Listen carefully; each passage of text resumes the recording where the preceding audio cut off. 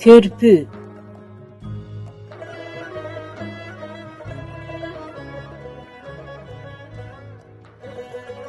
Səndən ayrı yaşasam, bağrımın başı ağlar, Azərbaycan torpağı.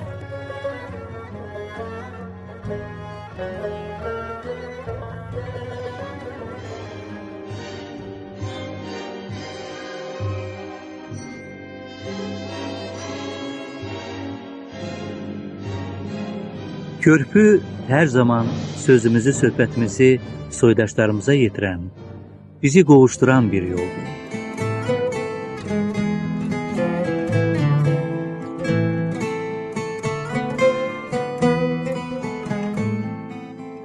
İstəkli soydaşlarımız, bugünkü verilişimizdə körpünün tarixinə nəzər salacağıq.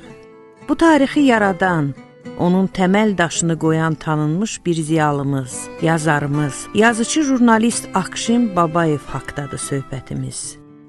Akşin müəllim deyirdi, radionun Cənubi Azərbaycan redaksiyasında Körpü adlı proqramın əsasını qoymuşam.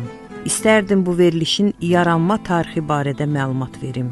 Biz Cənubi Azərbaycandan məktublar almağa başladıq. Ona görə də bu verilişi yaratmaq qərarına gəldik. Həmin verilişə bəstəkarları, müğənniləri dəvət edirdik. Onu da qeyd edim ki, həmin verilişi Akşin Ayaz adı ilə aparırdım. Ayaz nəvəmin adıdır. Onu özümə təxəllüs götürmüşdüm.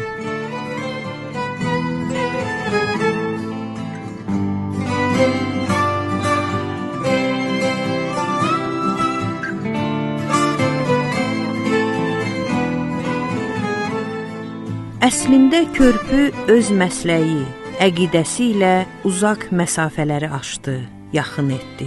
Duyğuları, istəkləri dilə gətirdi, qovuşdurdu. Şimallı, cənublu soydaşlarımızı bir-birinə yaxınlaşdırdı.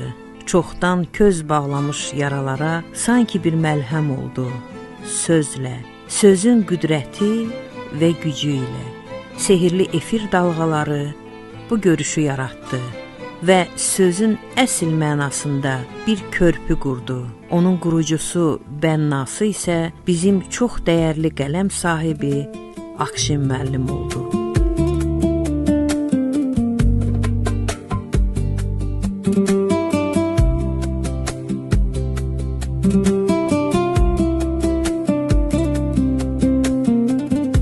Aylar keçib, fəsillər dolanıb, illər bir-birini əvəz edib, ancaq körpü bugün də sehirli efir məkanının şərəfli bir yerində qərar tutub. Rejissorumuz Nailə xanım Hüseynova uzun illər öncə də körpünün elə ilk rejissorlarından biri olub. Bugün xatirələr onu da kövrəldir. Zaman keçib və biz, yaradıcı heyət, bugün bu məsuliyyətli işi böyük məmnuniyyət hissi ilə davam etdiririk. Bu bizim üçün böyük bir etimaddır. Bu il yazıcı, dramaturq, şair, tərcüməçi, alim, pedaqoq və jurnalist Akşin Babayevin 90 illik yubileyi qeyd olunur. Akşin müəllim zamanında keçdiyi həyat yolu haqqında qısaca deyirdi. Əmək fəaliyyətimə jurnalist kimi başlamışam. Tələbə ikən avtomobil nəqliyyatçısı qəzetində çalışırdım. Sonra 1959-cu ildən Respublika Radiosunun xarici verilişlər baş redaksiyasında fəaliyyətə başladım. Burada 1972-ci ilədək işlədim. Sonra Türkiyəyə getdim. Orada tərcüməçi kimi fəaliyyət göstərdim. Ölkəyə qayıtdıqdan sonra ASTV-nin sədr müavini vəzifəsinə təyinat aldım. Bununla əlaqədar olaraq mən 1976-cı il iyul ayının 7-sində ulu öndərimiz Heydər Əliyevin qəbulunda oldum. O vaxt xəyalıma da gətirə bilməzdim ki, gün gələcək, mən bu dahi şəxsiyyətin birbaşa tabeliyində çalışacağam. Bəli, 1993-cü il iyunun 15-dən oktyabrın 3-ədək, yəni ümummilli liderimiz Respublika prezidenti seçilən günədək onun mətbuat katibi oldum. Və həmin ayları, günləri həyatımın ən şərəfli və unudulmaz anları hesab edirəm.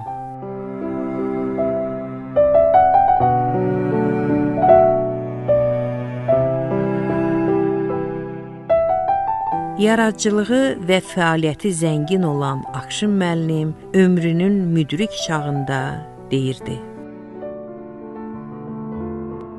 İki his keçirirəm. Biri sevinç hissidir. Belə bir ömür sürdüm, bu yaşa gəldim, çatdım. Balalarım var, nəvələrim var. Az-çox elm sahəsində, jurnalistika sahəsində, sonra bədii yaradıcılıq sahəsində müəyyən şeylərə nail olmuşam. Hər üç sahənin sıra nəfəri kimi söz demək haqqım var, hüququm var. Amma qüssələnirəm ona görə ki, ömür yavaş-yavaş bitir. Gedirəm bu axşam, gedirəm gülüm, bilirəm gül üzün solacaq mənsiz. Gedirəm gəlməsən, qalacaq sevgim, dəlkəli gözlərim dolacaq mənsiz. Gedirəm gəlməsən, qalacaq sevgim, dəlkəli gözlərim dolacaq mənsiz. Yaşadır sevdalı bir xəyal məni, gedirəm gəlməsən, yada sal məni. Yaşadır sevdalı bir xəyal məni, gedirəm gəlməsən, yada sal məni. Akşin müəllim dəyərli bir ziyalımız kimi yaddaşımda qalıb. Atamla qələm yoldaşı idi, eyni zamanda yaxın qonşu idik. Doğma münasibəti vardı ailəmizə. Hər söhbəti, danışığı mənalı, duzlu, məzəli idi. Onun söhbətləri insanı mütləq düşündürürdü.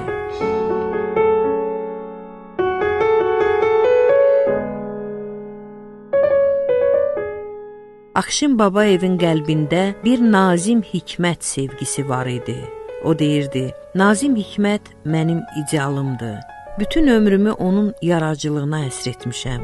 Ceviz Ağacı pyesində mən Nazim Hikmətin həyatını, taleyini verməyə çalışmışam. Mənim 8 pyesim dövlət teatrlarında səhnəyə qoyulub. Hər bir əsərimin səhnə həyatı uğurlu olub. Ulu öndərə həsr etdiyim Xilaskar pyesim Dağıstanda, Gürcüstanda və Türkiyənin 7 şəhərində səhnəyə qoyulub, rəğbətlə qarşılanıb. Deyə bilərəm ki, Xilaskar pyesimin səhnə həyatı tam ürəyimcə olub.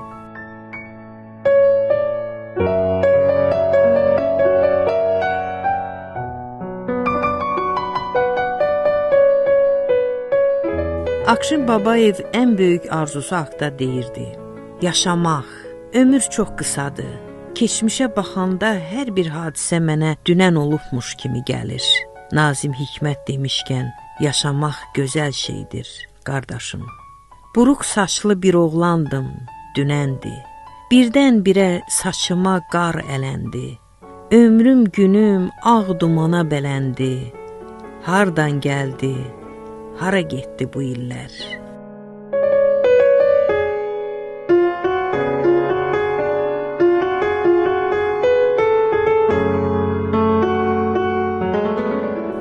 Akşin müəllim şərəfli bir ömür yolu keçib. Yaradıcılığı onun ömrünə bir nurlu işıq salıb.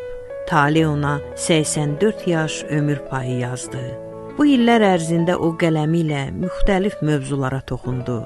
Vətənimiz Azərbaycanın, Qarabağın taleyi isə onun üçün ən müqəddəsi idi. Ömür bir neçə ayda vəfa etsəydi, o da zəfər tariximizə şahidlik edəcəkdi. Kaş ki bizlərlə bərabər Qarabağımızın qələbəsini o da görəydi. Ancaq inanırıq ki, Akşin müəllimin ruhu bugün şaddır. Çünki torpaq sevgisi, torpaq yanğısı elə ruhumuzda, canımızdadır. İstərəm ömürlü qoynuna köçüm, gözlərimin nuru, canım Qarabağ. İstəkli dinləyicilər, siz körpü verilişini dinlədiniz. Onu sizə müəllif və aparıcı Səadət Əhməd qızı, rejissor Nailə Hüseynova təqdim etdi. Sağ olun, gələn görüşlərədək. Şuşa